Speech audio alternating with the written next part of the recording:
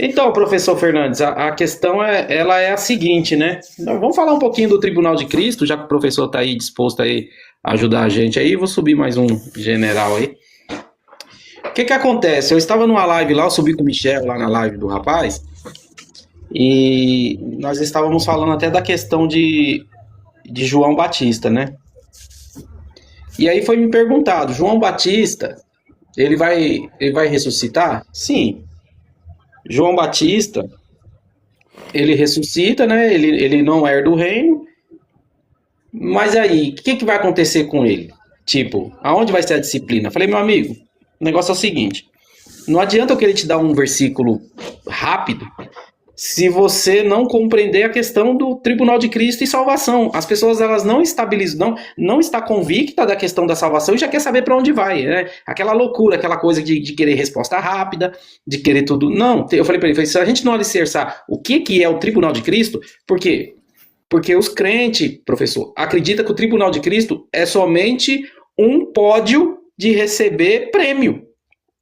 Olha só, um pódio de receber prêmio. Então eu pego uma passagem onde Paulo traz essa analogia e aí se estabelece para todas as passagens e ignora tudo. Então eu queria que o professor discorresse, eu estou aqui com a Bíblia, a gente pode abrir ela e tal. A paz, meu irmão Wesley. A paz, boa noite, bem-vindo, Wesley. Fala um pouquinho aí, Wesley, antes do professor começar, fala um pouquinho, dá uma boa noite para nós aí. Tá ocupado, Wesley tá ocupado. Depois ele fala. Pode falar, Eu professor. queria só falar, antes do professor falar, que Pode na falar. verdade, aquilo que o professor falou agora, tem pessoas que querem uma resposta rápida.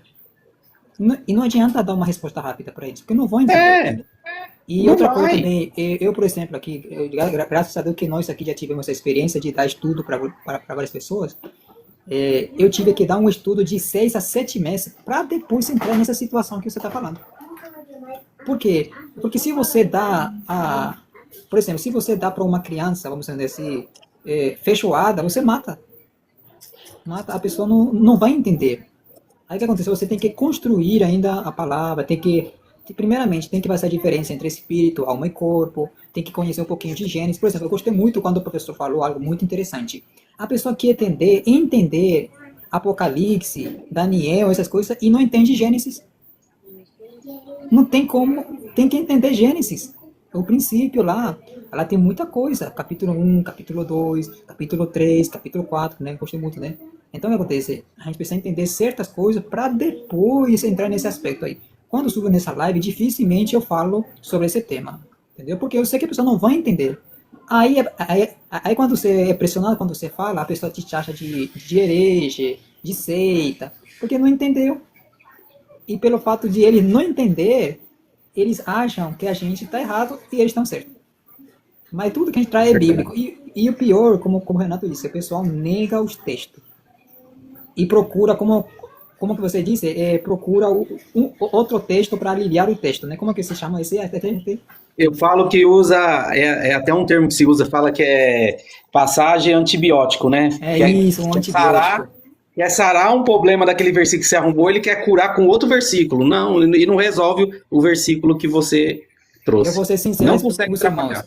Eu levei anos para entender totalmente o tribunal de Cristo e as trevas exteriores, irmão. Eu levei anos, irmão. Eu levei anos. Eu tive que ouvir muitas mensagens, eu tive que participar de muitas palestras, questionar muito, perguntar muito. Não é fácil, irmão. Entendeu?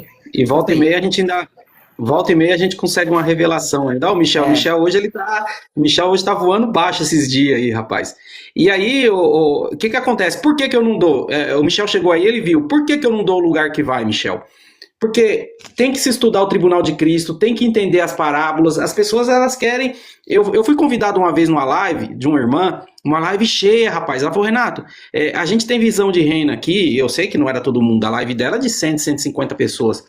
E vem aqui para nós para dar uma aula sobre aonde que é a disciplina. Eu fui lá, falei 2 horas e não falei onde é. Mas por quê? Porque precisa de uma base, Michel. Como que eu vou falar onde vai ser a disciplina se eu não percorrer as parábolas? As parábolas fala, não fala? Da disciplina? Fala. E, ô Renato, o meu pastor, meu primeiro pastor, quer dizer, o meu segundo pastor, que é da mesma igreja onde eu nasci, Assembleia de Deus, Ele falou assim, Michel, mas tu tá falando umas coisas estranhas, mas eu tô gostando, cara, é legal, tal. Aí eu falei assim, pastor, eu tenho que marcar aí pro senhor para a gente trazer escatologia, reino, salvação. Aí ele falou, mas qual é a primeira matéria? Aí eu falei, Senhor Jesus, eu tenho que explicar as obras, eu tenho que explicar a salvação do zero, para depois chegar no reino, chegar lá onde a gente quer. Porque senão, o jeito que eles entendem as obras, Renato, não vai compreender. O jeito que eles entendem a salvação, não vai. Então, você tem que refazer a caminhada tudo de novo, né, pastor Edson? Tem que fazer tudo de novo. Remar tudo. O camarada é igual a questão de João Batista. O camarada quer vamos embora então para ver João Batista. Não sabe onde falou de João Batista, não sabe fazer a cronologia dos fatos de João Batista, não sabe qual foi o ministério de João Batista. Então são várias coisas que a pessoa elas ignora. Agora você fala assim para ela, fulano, você vai participar de uma imersão de 3 horas só sobre João Batista. Aí no final, você tenta refutar. Não vai querer, porque não tem paciência, tem a ânsia da fala, quer interromper, quer indagar. Então tem todas essas questões aí. Mas vamos lá, então senão passa a hora aí, a gente não ouve o professor Fernandes aí, que a gente tem que encerrar aí umas 8 horas. Fala um pouquinho aí, professor Fernandes, pra gente escutar um pouquinho aí. Como que a gente... Vamos trabalhar com a premissa que a gente já entendeu. Então a gente quer entender um pouco mais sobre o Tribunal de Cristo, professor Fernandes. Boa noite, meus irmãos. Graça e paz, Michel, Wesley, Roque, Deus abençoe, melhoras aí para tua esposa. Tamo junto em oração aí. E já deu tudo certo. Ela piorou? Melhorou, tá melhorando. Graças a Deus. Ele falou que tá melhorando, graças a Deus. Pode falar, professor. Existe uma fala muitíssimo importante aí em relação a isso, né? Um grande erudito, ele diz que aquele que despreza o trono, despreza aquele que excede esse trono. Né? O que é desprezar o trono? É desprezar a doutrina que tem se perdido, né? Ela se perdeu durante toda essa caminhada da igreja, as dispensações da igreja, né? Perdida por quê? Porque ela não é vista, é mantida em suspenso, devido à falta de entendimento e dos estudos bíblicos, né? Que hoje carece muito, infelizmente. Então, as pessoas não têm... por que elas não entendem? A Bíblia, nos evangelhos, ela vai trazer várias ênfases em relação a essa recompensa. Ao ponto de Jesus falar que até aquele no secreto será recompensado. Nós podemos citar vários textos bíblicos, Lucas 6,35, Mateus 6, Lucas 6,37, Romanos 4,4, Mateus 10,41... tudo aquilo pelo qual nós servimos ao Senhor, dentro do propósito pelo qual Ele tem para conosco, será recompensado. Observe, não é o fazer o que eu quero. Primeiro fator é eu entender qual é o propósito pelo qual eu estou aqui.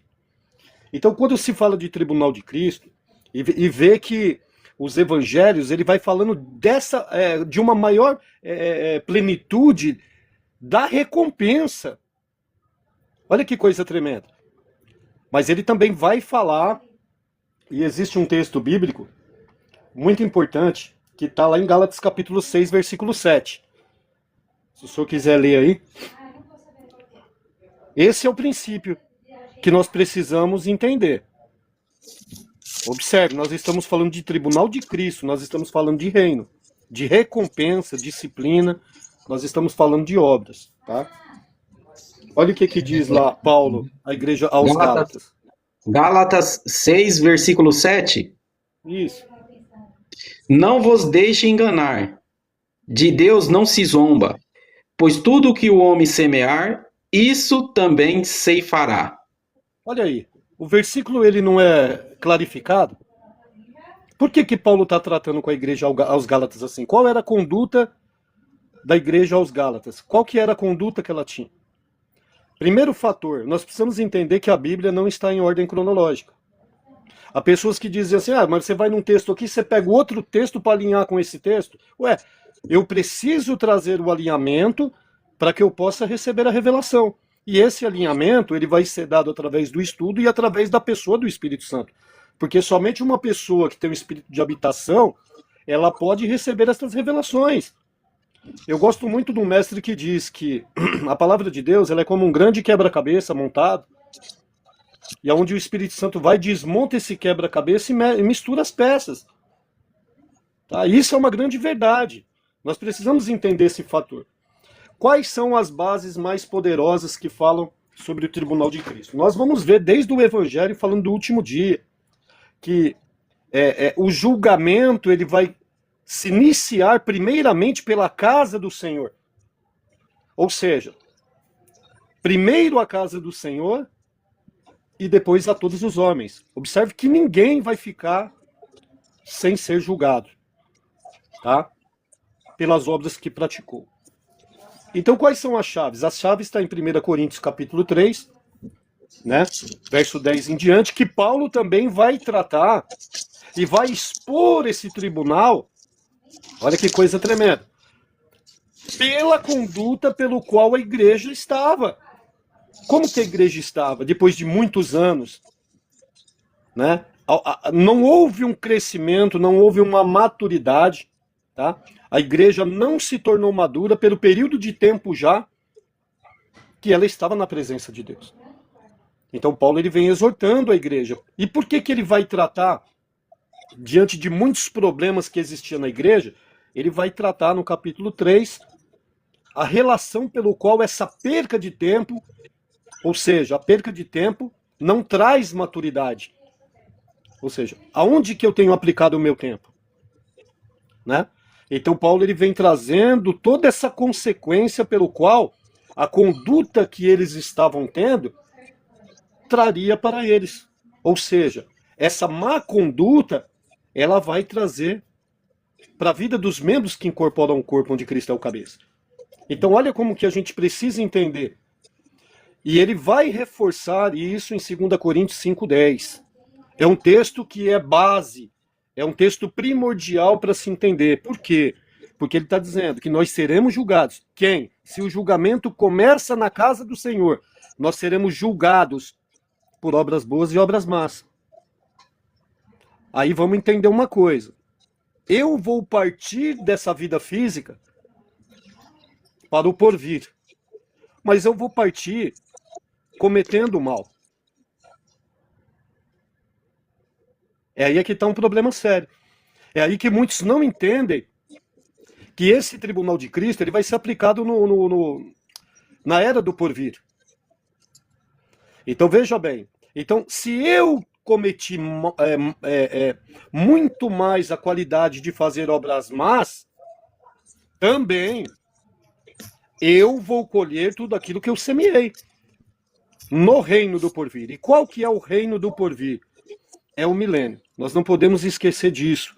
Observe que o tribunal de Cristo ele é para salvos, onde ali será julgado as obras que eu pratiquei nesse corpo. Mas e aí? Como está minha conduta? Qual é o propósito pelo qual o Senhor me chamou? Você já descobriu o seu propósito? Pelo qual você está nesse corpo físico? Aquilo que o Senhor tratou com você, ainda quando você tem um espírito nele, assim como ele fala para Jeremias. Observe, Jeremias, ele era de uma casa sacerdotal. Judá estava corrompido. O seu próprio pai estava corrompido. Mas quando o Senhor se manifesta a Jeremias, o que o Senhor fala para ele? Eu te chamei como profeta dessa nação. Ele falou, como profeta? Olha só, a falta de entender qual é o propósito pelo qual você veio. Qual o propósito pelo qual você está encarnado? Qual o propósito pelo qual você está habitando nesse corpo físico? Então observe, o que o Senhor fala para ele? Eu te conheci mesmo antes de você ser formado no ventre materno, cara. Ou seja, era algo pelo qual já havia sido tratado ainda quando Jeremias era um espírito no Senhor. Será que dá para suportar uma palavra dessa? Então veja bem, qual é o propósito pelo qual o Senhor te chamou? Você já descobriu qual é esse propósito? Porque as pessoas, elas buscam muitas coisas. Elas correm atrás de muitas coisas, mas elas não entendem qual é o propósito pelo qual o Senhor os trouxe aqui. Então isso é um fator principal. O Senhor, ele te chamou para quê? Para você ensinar. O Senhor te chamou para cuidar de muitas pessoas. O Senhor te chamou para você cuidar da sua família? O Senhor te chamou para cuidar de uma determinada pessoa? Qual é esse propósito? Então veja bem, qual é a falha e o erro muito grande? Quando nós falamos do tribunal de Cristo, e Paulo está sendo muito claro, né? Não tem como ser mais claro como Paulo está tratando a igreja de 1 Coríntios, né? Pela condição que essa igreja vivia, e é só estudar, né? E é só estudar, e orar também, para que o Espírito Santo traga isso, não só na sua mente, mas que isso seja uma revelação no seu espírito. Porque veja bem, não é só estudar. O Senhor te chamou para esse serviço de ensino. Qual é o seu chamado para o Senhor? Então veja bem. Então essa perca de tempo, um tempo mal aplicado, fazia com que a igreja cometesse vários delitos. E qual é o maior delito? A imaturidade. A imaturidade, né? A perca de tempo, pelo decorrer do tempo e tudo aquilo que foi ensinado, não ter sido colocado em prática, né?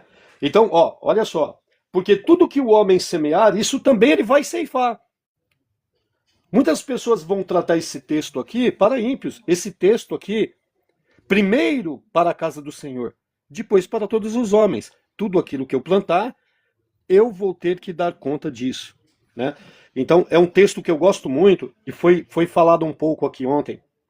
Observe, e até o Belotti estava na live do Michel, e ele trouxe um assunto, dentro do que ele falou, ele trouxe algumas coisas muitíssimo importantes. Eu estava prestando atenção no que ele estava trazendo como sombra.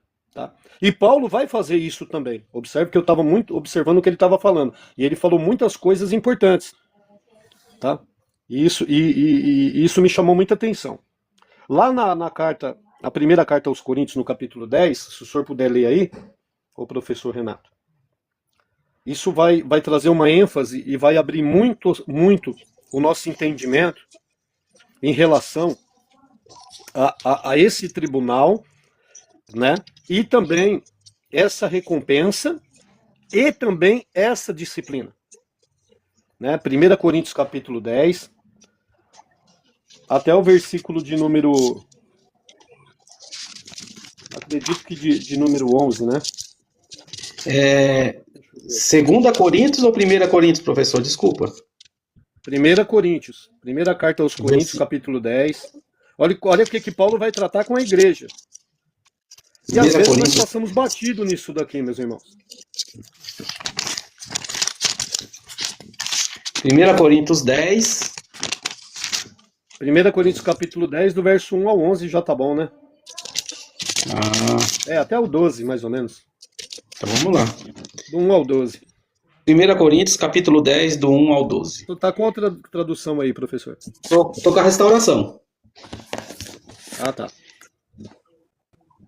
Pois não quero que ignoreis, irmãos, que nossos pais estiveram todos sobre a nuvem, e todos passaram pelo mar, e todos foram batizados em Moisés, tanto na nuvem como no mar. E todos comeram o mesmo alimento espiritual, e todos beberam a mesma bebida espiritual, pois bebiam de uma rocha espiritual que os seguia. A rocha era Cristo. Mas Deus não se agradou da maioria deles.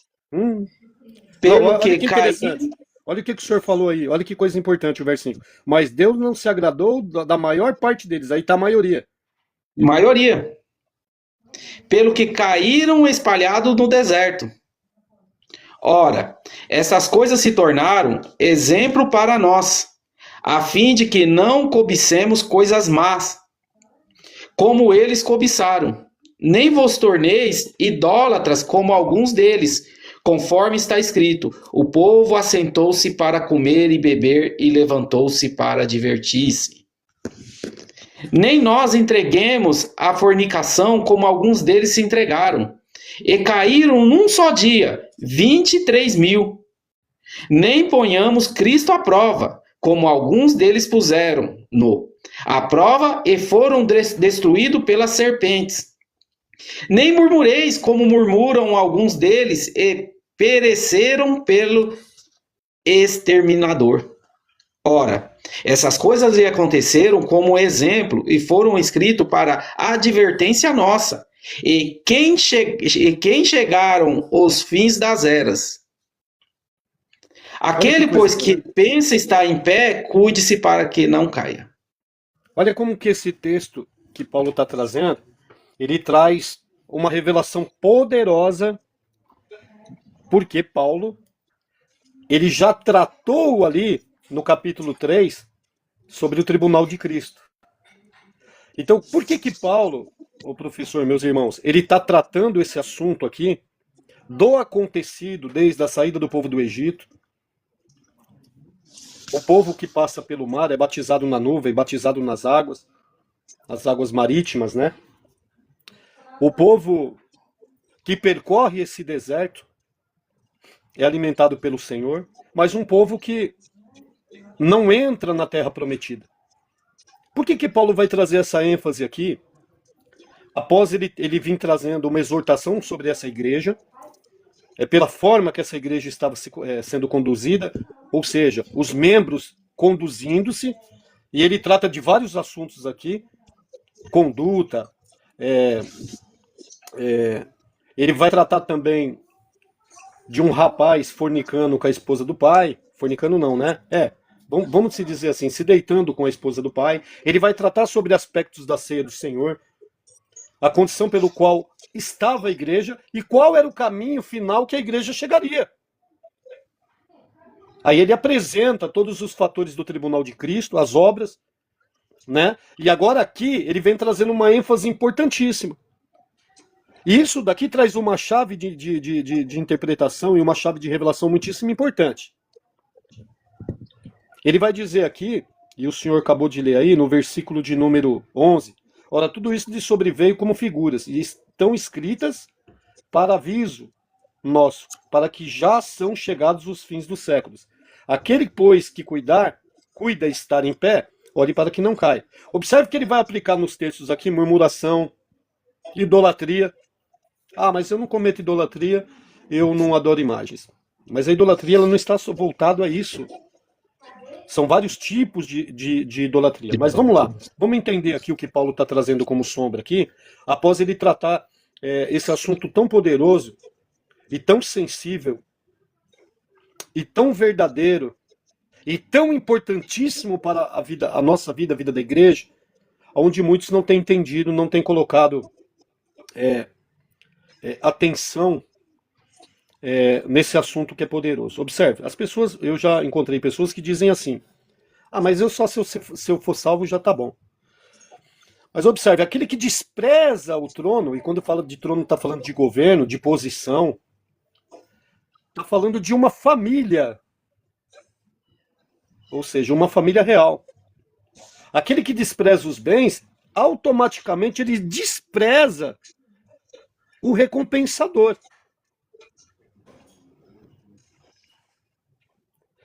E isso é uma coisa muitíssimo importante. Então vamos lá. Por que o destruidor não destruiu todos aqueles, e é interessante isso, que não tinham só hebreus, né, no meio do povo, mas existiam pessoas de outras nações que estavam ali e acabaram ficando com ele ali. Isso é muito importante nós trazemos aqui também. Por quê? Porque estas pessoas foram salvas também. Pelo mesmo sangue que salvou os hebreus, foi o mesmo sangue que também salvou essas pessoas. Então, qual foi o efeito para que o destruidor não destruísse esse povo? Foi o sangue. Mas, segundo alguns historiadores, houve israelitas também que os primogênitos morreram. Porque eles não deram crédito ao sangue.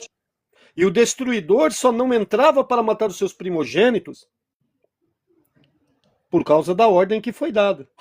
E a forma pelo qual eles iriam tratar também esse cordeiro assado. Por isso que são vários aspectos quando nós falamos do sacrifício vicário da cruz.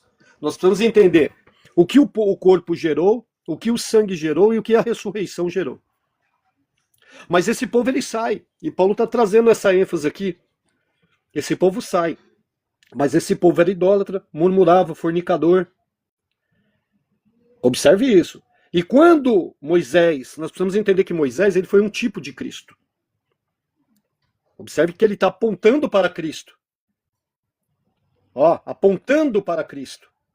Ele foi o libertador, assim como Cristo nos libertou e derramou o seu sangue para que houvesse vida agora. Observe que a ênfase que Paulo está trazendo, que eles eram salvos. Observe isso, eles eram salvos. Porque o Egito, ele representa o mundo corrompido, o mundo caído. A terra caída.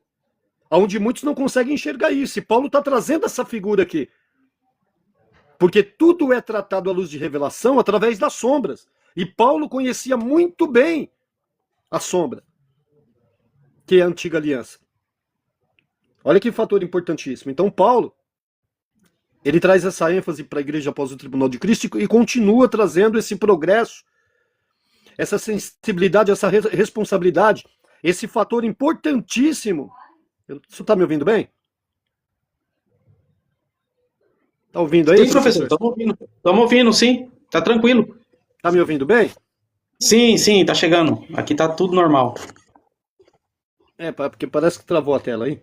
Então observe a trajetória. Essa trajetória, agora, essa trajetória do povo é uma trajetória para tomar posse daquilo que o Senhor te prometeu. Tomar posse daquilo que o Senhor prometeu. Observe que nós vamos entender todo esse fator de regeneração, e Abraão, ele é um tipo de Cristo, né? Porque a Bíblia vai dizer que Abraão, ele peregrinou sobre essa terra. E nós vamos entender que Abraão, ele carregava essa bênção dentro dele. E por isso que o Senhor falou para Abraão peregrinar sobre toda a terra de Canaã. Não só Abraão, como seus filhos, e o filho do seu filho. Olha a preparação. Então, ele é um tipo de Cristo naquele momento. Assim como Moisés, ele está sendo agora também um tipo de Cristo que Paulo vai trazer a revelação, e todo o Novo Testamento, ele vai trazer a revelação em relação a essa sombra. Observe a trajetória do povo do Egito, e esse assunto, ele vai se tornar um assunto muito preocupante na vida de muitos aqui. Quando nós entendemos esses fatores importantes. Observe. Nós vamos ver essa caminhada. Essa caminhada está relacionada a uma caminhada de obediência. O que são boas obras? Na convicção de muitos. Uma interpretação totalmente errada, uma interpretação totalmente errônea, assim como o próprio texto sagrado lá vai dizer que naquele grande dia, que é Mateus 7, 21 em diante,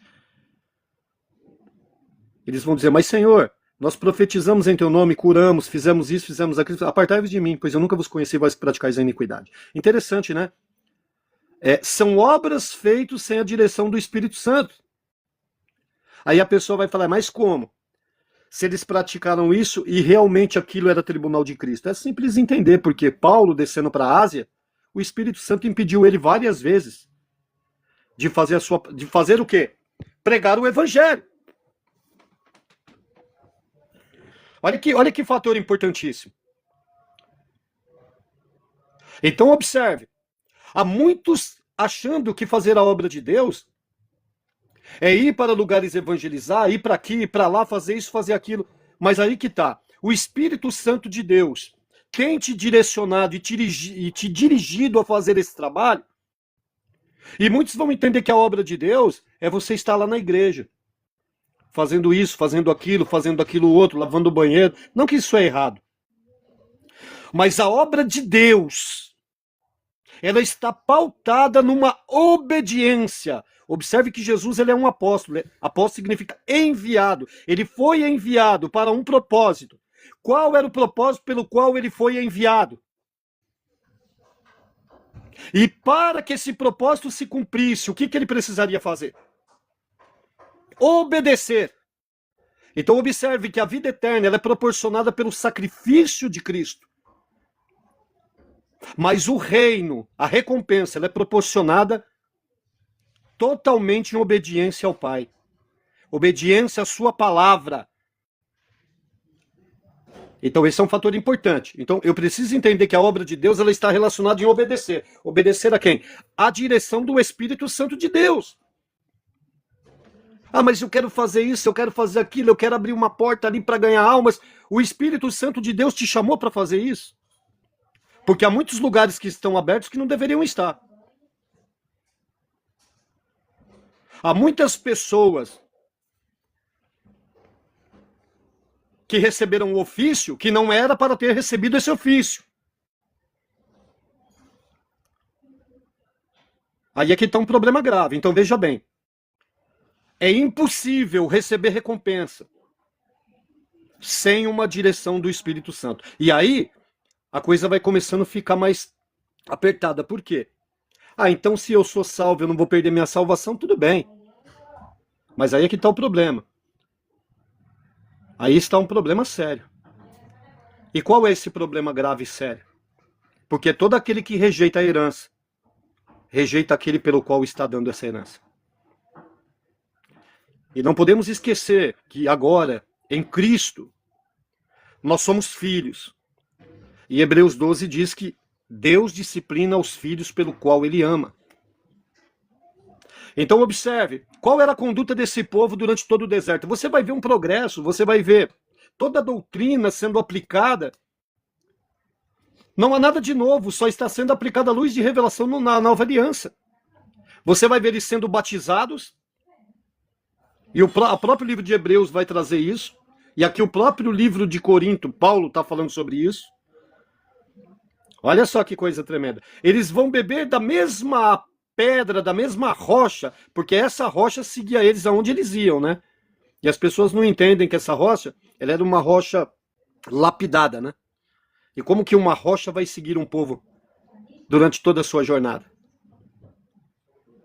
É a rocha pelo qual Moisés ofendeu, batendo nessa rocha. Então veja bem que coisa interessante e poderosa que Paulo está trazendo aqui em relação ao tribunal de Cristo. Quais foram as obras que eles praticaram? Exatamente, aí, ó, Esaú trocando a sua primogenitura.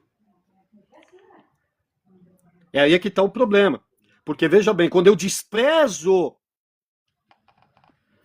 isso é muito importante, hein? Quando eu desprezo tudo isso, eu estou desprezando algo importante aí que o professor trouxe aí agora aí e fez com que eu lembrasse disso. Eu estou desprezando a primogenitura. Porque o filho primogênito, e quando fala de filho primogênito, está falando de santos vencedores, viu? Por isso que eu falo para você, a escatologia ela vai muito mais além do que muitos pensam. Eu tenho que entender o que é a primogenitura, que é um fator muitíssimo importante. Qual era a recompensa de uma primogenitura? Metade de tudo que o pai tinha. E ainda receber toda a autoridade que ele tinha. Olha que fator tremendo. Esse povo percorre, e esse povo, nessa trajetória de desobediência,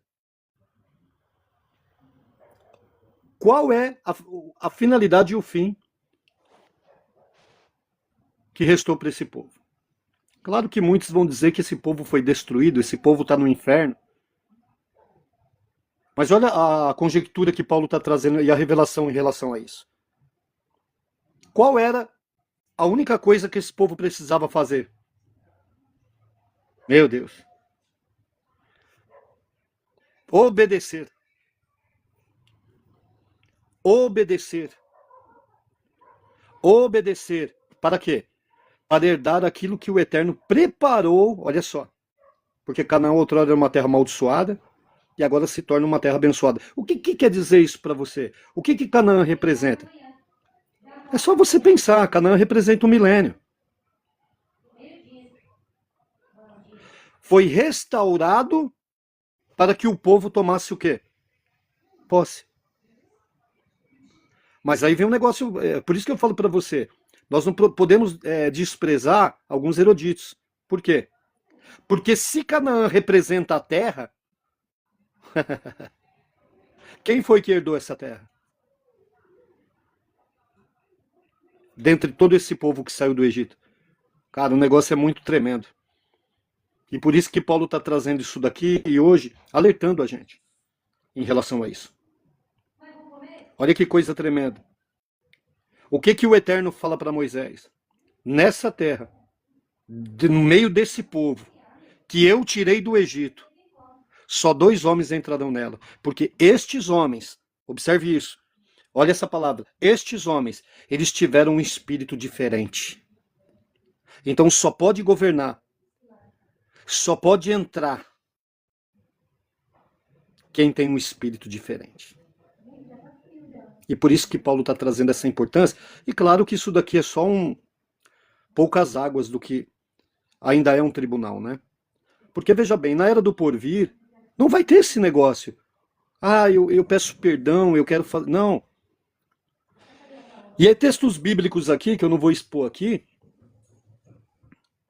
que a própria palavra de Deus traz, que uma vez súdito, sempre súdito, viu? Vou repetir, uma vez súdito, sempre súdito. Porque você não pode esquecer de uma coisa muitíssimo importante. Aqueles que perderam a sua vida por Cristo, aqueles que foram mártires, aqueles que foram humilhados, massacrados em vida, aqueles que foram rejeitados, aqueles que foram humilhados por obedecer a palavra de Deus, por entenderem o valor dessa recompensa, é totalmente diferente daqueles que partiram e foram disciplinados para uma purificação. E não podemos esquecer que aquele que vai julgar, ele é justo juiz e ele julga com precisão.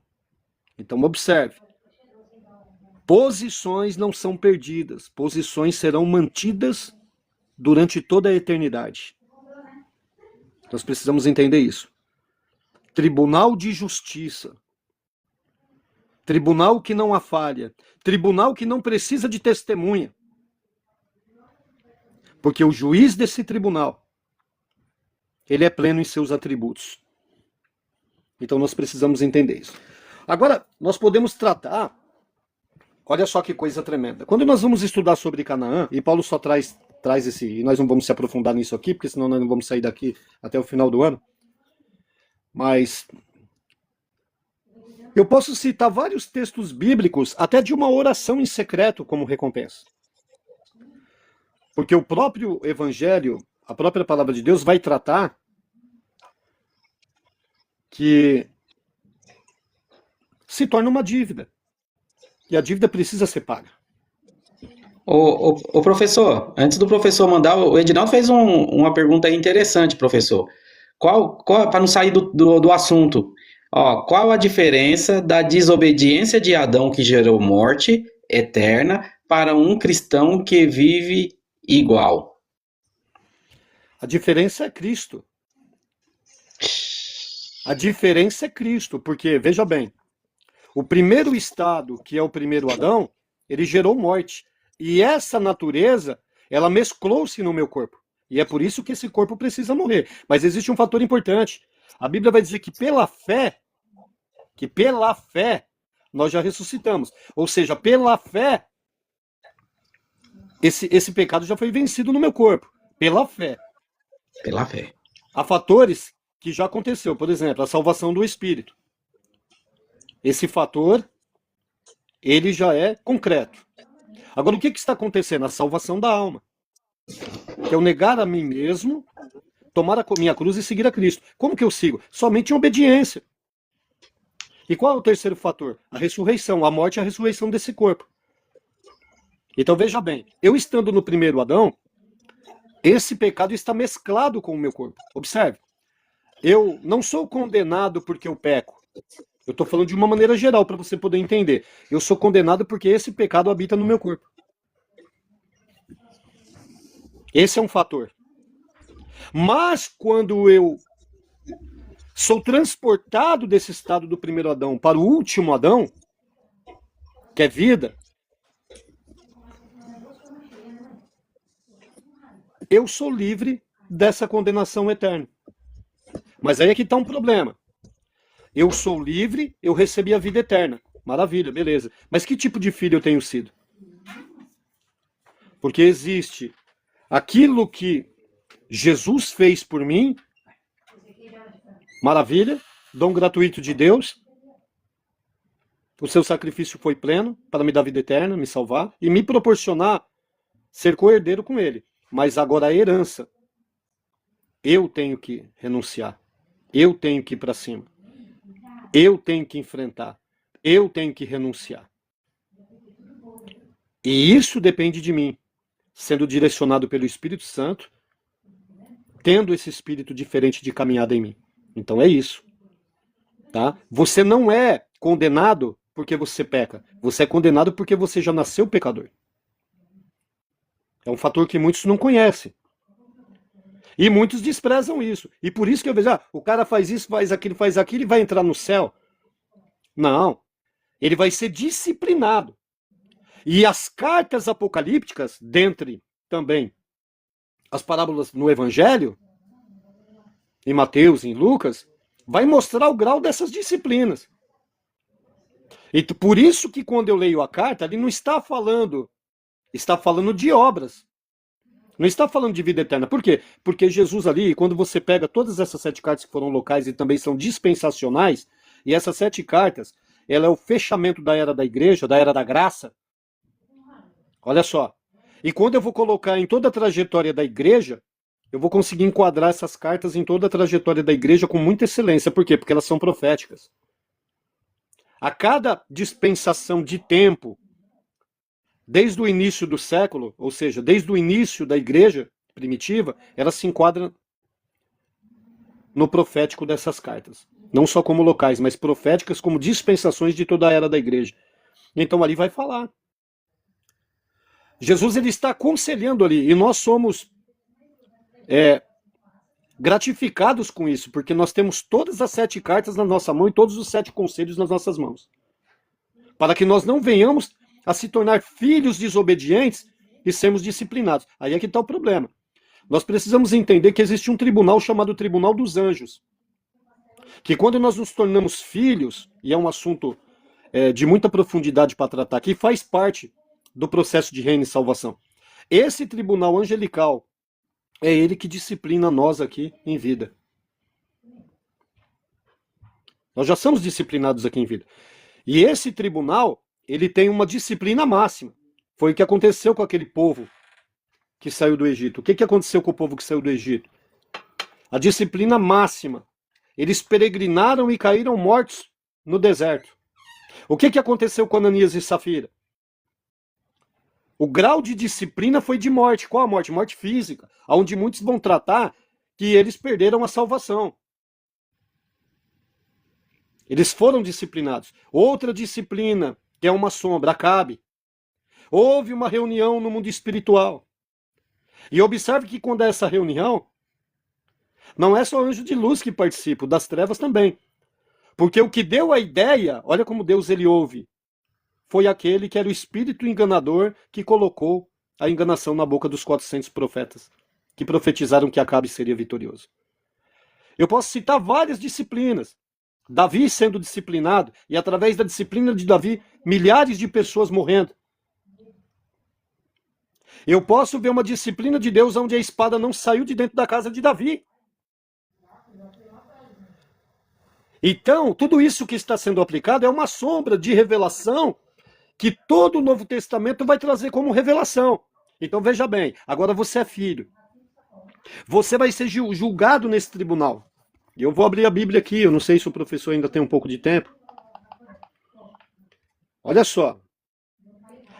Então, quando nós começamos a juntar todos esses textos, o professor Renato, meus irmãos, o irmão Edinaldo, o Wesley, o Roque, eu gosto muito de ouvir o Roque também. Nós vamos... Pode falar. Pode falar, se quiser falar o texto aí. Eu vou ler 1 Coríntios 3, se o senhor quiser ler. 1 Coríntios 3. Porque é fácil só ler 1 Coríntios 3. Mas olha o texto que eu trouxe. Eu poderia trazer aqui uma união de textos poderosa aqui. Você vê que o assunto é brando. O assunto é brando para resolver uma discussão de TikTok em 2 minutos, né, professor? Exatamente. Aí a pessoa vai lá, compra um livrinho do Tribunal de Cristo e acha que aquele livro ele vai conter toda a essência, a plenitude daquilo que precisa se entender em relação à salvação e reino. O senhor quer a partir de que versículo? A partir do versículo 10, não é? 10. Segundo a graça de Deus que me foi dada, Olha Eu, só. como sábio arquiteto, lancei o fundamento, e outro edifica sobre ele. Porém, cada um veja como edifica. Olha que coisa tremenda. Só esse versículo que o senhor leu. Cada um veja como está o quê? Edificando. Edificando. E ó, essa edificação, ela está relacionada com dons e está relacionada com frutos. Por quê? Perfeito. Os dons, para o quê? Aperfeiçoamento. E para que os frutos? Para relacionamento. Como vai ser um edifício, como que vai se relacionar um tijolo com o outro? Se são membros, como que um membro ele vai se relacionar com o outro? Então, qual é o fruto desse relacionamento? O amor. E quais são as vertentes? Então, todo esse processo, essa plenitude do fruto, ele é um relacionamento para quê? Para esse aperfeiçoamento, esse cuidado com o corpo. Olha que coisa importante aí. Viu como vai abrindo o leque, como vai abrindo a mente? Então, eu sou responsável por quê? Porque se eu tenho dom, e esse dom está relacionado com vários fatores, qual é o dom de serviço? Né? Porque o dom de serviço ele aperfeiçoa. Mas quem se relaciona? Não somos nós? Como que nós temos se relacionado? Então quando a pessoa fala, ué, cadê os frutos? Ainda fala assim, ó, cadê os frutos do Espírito? Não entendendo que o fruto ele é um relacionamento. E o aperfeiçoamento é um alimento. Mas pode continuar aí, professor. Meu Pai do céu. Porque ninguém pode lançar outro fundamento além do que foi lançado, o qual é Jesus Cristo. Contudo, se o que alguém edificar sobre o fundamento é ouro, prata, pedras preciosas, madeira, feno e palha, manifesta-se, tornará a obra de cada um, pois o dia a demonstrará, porque é revelada pelo fogo, e o próprio fogo provará a obra de cada um e de que tipo ela é. Então tem um tipo.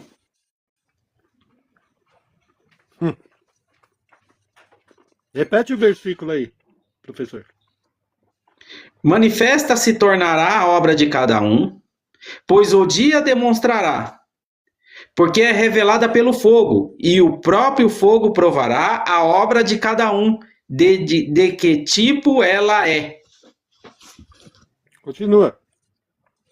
Se permanecer a obra de alguém que Aí, ó. edificou sobre o fundamento, esse receberá recompensa. Aí aqui tem que usar a cognição, né, professor, para saber qual é que fica, né? Sim. É porque precisa desenhar para eles, né? Que Sim. de 6, só 3 só. E Se a classificado. obra... Sim. Se a obra de alguém se queimar, ele sofrerá dano, mas ele mesmo será salvo. Todavia, como através do fogo. Esse texto Olha aqui só, é quem brabo. vai sofrer dano? As obras ou ele? Não, o texto está falando que é ele. Então, qual é o dano? Não adianta fazer marabalismo aqui, ó. Ele está falando ele, ó. Vou ler de novo, ó. Versículo 15, 1 Coríntios 3, ó. Se a obra de alguém se queimar, ele sofrerá dano, mas ele mesmo será salvo, todavia com que através do fogo. Claro. Por que ele será salvo? Porque ele já é um salvo. Mas qual é o dano que ele vai sofrer? O dano é por não ter sido um filho obediente, não ter feito questão da herança, da recompensa. Vamos lá, vamos entender. Nós precisamos entender que a Bíblia vai dizer que nós somos família real agora. E existe um rei. Tem como você ser uma família real se você não tiver alinhado com o rei? Tem como você estar num país que existe o reinado, por exemplo, a Inglaterra, que é totalmente diferente de um presidente? Ou seja, o rei ele é dono de todo o país. O presidente não, ele fica com mandato, ele não tem direito às terras brasileiras. Mas quem é o dono da Inglaterra? Quem é o dono do Reino Unido? O rei. Tanto que ele presenteou um príncipe lá com algumas ilhas lá. Porque é dele, ele faz o que ele quer. Agora vamos lá. Dentro desse reinado eu posso fazer o que eu quero? Eu não vou poder fazer o que eu quero. Mas se eu, para entrar nesse reinado, o que eu preciso fazer? Eu preciso obedecer. Agora eu vou falar uma coisa muito importante. Se só Josué e Caleb entrou, e essa terra prometida ela representa o milênio, não é preocupante? Muito preocupante. Então, você tem ideia do que Paulo está trazendo de novo aqui em Coríntios, em relação a isso? O que ele está dizendo? Que de milhões de pessoas, somente 2 entraram. Eu estou falando do povo que saiu do Egito, meu irmão. Então aí é que é o problema. Então existe graus de disciplina. E Jesus vai tratar isso nas cartas, onde ele vai falar até o dano da segunda morte. Sofrer o dano da segunda morte. Você sabe o que é o dano da segunda morte? O dano da segunda morte nada mais é nada menos do que o dano do lago de fogo.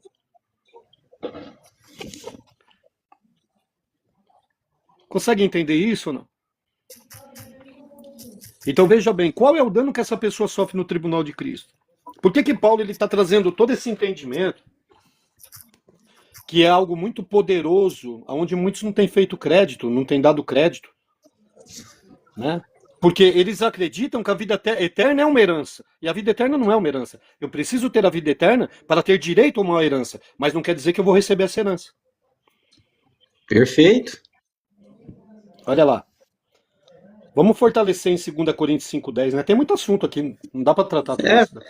Não, vamos fortalecer lá. Aí a gente dá a oportunidade para os irmãos aí para a gente finalizar, porque é muito assunto, professor. Dá para dar quantas aulas só de tribunal, professor? Só para nós saber. Ah, dá para dar muitas aulas, hein? Dá para fazer uma imersão, não é não? Dá, porque a Bíblia vai falar muito sobre recompensa e muito sobre disciplina. Vai ser disciplinado até quem não ora?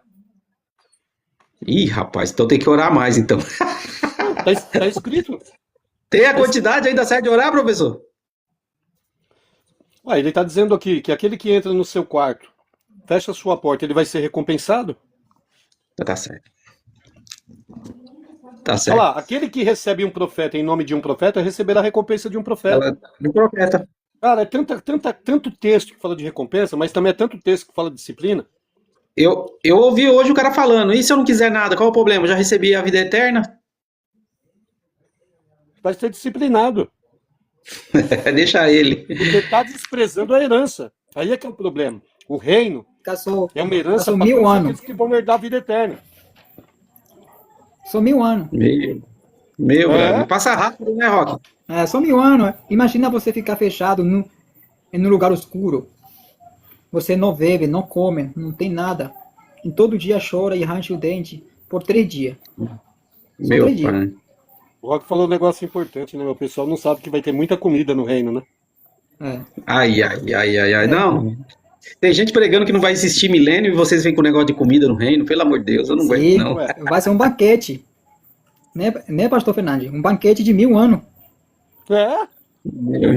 Por isso que aparece... ele não comeu? Isso. Comeu, sim. E outra coisa também, pastor Fernando, por isso que no reino vai ter vai ter numa mesa com Abraão, Isaac e Jacó. Para que serve a mesa? Pra comer. É para comer, para desfrutar. Entendeu?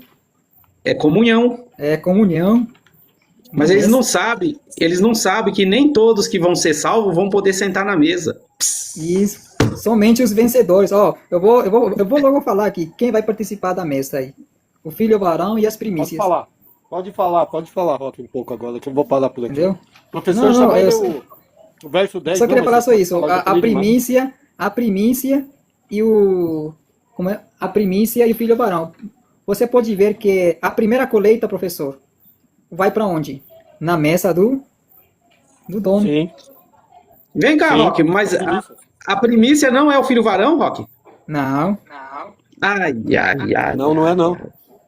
Não é não. Ai, ai. Vocês vão me arrumar confusão quando a gente falar do Apocalipse 12, hein? Vocês vão me arrumar confusão, cara. Sabe quem são as Deixa eu ler aqui. primícias? Sabe quem é o filho varão? O filho varão são as 5 virgens prudentes. Meu pai, a vida inteira eu vi pregando que as 5 salva e 5 vai pro inferno. Meu amado. E sabe quem são as primícias? Um será tomado e o outro será deixado. Totalizando os 10. 5 virgens, 5 prudentes, um que deixado e outro levado. Fechou. É. Fechou. É. Fechou 12. Fechou doce, viu? Eles nem sabem do que a gente tá falando, eles nem lêem Bíblia, deixa quieto. Conclui aí, eu vou conclui ler vocês. aqui. Eu vou ler aqui, aí eu vou deixar os irmãos subir, eu quero ouvir o Edinaldo. O Edinaldo sempre solta uma pergunta boa, hein? Não vai me decepcionar. Não, pode deixar o menino participar, professor. Não, é porque também. É que daqui a pouco também eu tenho que encerrar, né? Que eu tenho que dormir, eu tenho que acordar de madrugada daqui a pouco, né? Mas eu quero ouvir os meninos também, sim. Mas eu vou ler aqui o 10 aí, ó. O professor falou, trouxe, e eu vou ser sincero, nunca vi ninguém falar isso. Tribunal de Cristo trazendo a sombra do Velho Testamento pro Novo, que nem o professor trouxe. Olha só, a gente aprende todo dia, cara. A gente aprende todo dia. E aí o cara quer que você explica em 2, 3 versículos. Me dá aí o versículo, me prova. Aí o outro fala, me prova na Bíblia. Cara, não tem como. Depois E por isso... Depois o senhor medita em 1 Coríntios 4, versículo 5. Que diz assim, ó. Antes do senhor ler aí, rapidinho. Ó. O Senhor trará à luz as coisas ocultas das trevas e manifestará o conselho dos corações, e então cada um receberá o seu louvor da parte de Deus. O que significa receber o louvor? Olha que texto. E Paulo está falando para quem? Para a igreja de 1 Coríntios, capítulo 4, verso 5. Vai receber o louvor de boas obras ou de más obras. Ai. Pode ler aí, professor. Chega. Os caras não vão suportar isso aí. Por isso que eu falei, cara, tem que ter uma base, cara. Se não tiver uma base, não vai. É por isso que também nós esforçamos, quer presente, quer ausente, para ter a honra de ser-lhe agradáveis. Pois é necessário que todos nós sejamos manifestados diante do tribunal de Cristo, para que cada um receba segundo o bem ou mal que tiver feito por meio do corpo. Vixe, aí. Por meio do corpo. Então o que está dizendo? Que não vai ser aqui, pô. Tá simples o texto. Ai. Tem gente colocando o tribunal de Cristo na terra, em vida, cara. Acho que não. Que loucura, cara. Eu vou prestar conta daquilo que eu cometi com o meu corpo físico. Meu pai amado. Aí é que tá, por isso que ele tá falando. Eu posso partir dessa vida para outra sem arrependimento. Arrependimento das más obras que eu cometi. Presta atenção, Jesus está falando, amai os vossos inimigos. Se alguém pedir para você correr 1 milha, corra quantos? O dobro. Ó, não empresta, dá? Cara, é tanta coisa, meu, que não dá para vencer. É muita coisa. Mas eu preciso trazer a união. Mas eu vou deixar os meninos falar, professor. Obrigado, deixa eles falarem. Boa. Fala aí, Roque. Fala um pouquinho aí, depois o Wesley, se puder, dar um ok na rolagem. Eu quero ver se o Edinaldo ou ele fala ou ele faz a pergunta. E ele fica à vontade para a gente poder finalizar aí, que eu já ganhei minha noite já. Amém. Eu vou ser breve. Eu gostei muito da fala do professor Fernandes. Trouxe muita clareza para nós, né? E, de fato, tem tudo a ver com o Antigo Testamento, né? Eu estava ouvindo, né, o professor descrevendo. Primeiramente, a gente sabe que o Egito, né, representa o mundo, né? Representa o mundo, né? Então, o povo foi tirado do Egito pelo sangue do Cordeiro Pascual, como ele explicou, entendeu? Pelo sangue do Cordeiro Pascual, né? Então, o que isso representa? Representa nossa salvação inicial, que é no nosso espírito, né? E a libertação do pecado, a saída do mundo dominado por Satanás, né? E o povo atravessou o mar, né? O mar vermelho se abriu, representa o nosso batismo, né? Por isso que eu falo, quem não foi batizado não pode entrar no deserto. E se não entrar no deserto, não pode entrar no reino. E João Batista foi batizado? Deixa quieto, né? Entendeu? Deveria, né? Só que ele só queria no momento errado, né? Exato, né? Entendeu? Deixa quieto, não mexer com o Por Joãozinho que aí, que depois senão... ele, por que que depois ele não foi atrás de Jesus para batizar ele, Rock? Orgulho. Você já pensou João Batista sendo batizado pelos discípulos dele mesmo, cara? Ele ia falar, "Já tô pode ser. doido." Tu viu aí, Orgulho, né? aí. Vira como é poderoso o negócio? É. Orgulho aí, entendeu? E continuando aqui, né? 1 Coríntios, né? O professor até citou, né? Cristo a nossa Páscoa, né? Ele foi sacrificado, né? E o deserto representa a caminhada do crente, né? Que é a igreja, né? Então, no deserto, o deserto não era o destino final do povo judeu, né? O povo judeu era para permanecer só 13 dias de caminhada a pé. Mas por causa da vida da alma dele, que era muito forte, permaneceram 40 anos no deserto, né? Então, muitos saíram do Egito, né? Mas não entraram na boa terra, a não ser Caleb e Josué. Até Moisés ficou no meio, entendeu? Moisés chorou, suplicou para Deus, deixa pelo menos botar um dedinho aí dentro, Deus. Aí o Senhor disse para ele, basta, não me fale mais, né? Entendeu? Moisés anelava entrar na boa terra de Canaã, né? Acho que, Ô, Renato, Rock, Moisés então ficou... complementa logo Sim. aí que Moisés foi disciplinado. Pronto. Exato. Foi disciplinado, entendeu? Moisés, por outro Agora lado, lascou. Nós temos João Batista como exemplo de disciplina e Moisés também. Agora isso. Por outro lado, podemos falar que Moisés perdeu vai o pro reino. corte, hein? Vai pro corte, hein? Por outro lado, nós podemos falar que Moisés perdeu o reino na boa terra, entrando lá. Por isso que Moisés tem que vir. Entendeu? Sofrer e morrer. Entendeu? Mas vamos deixar para outro dia isso aí, viu? Para não explicar isso aí. Quer,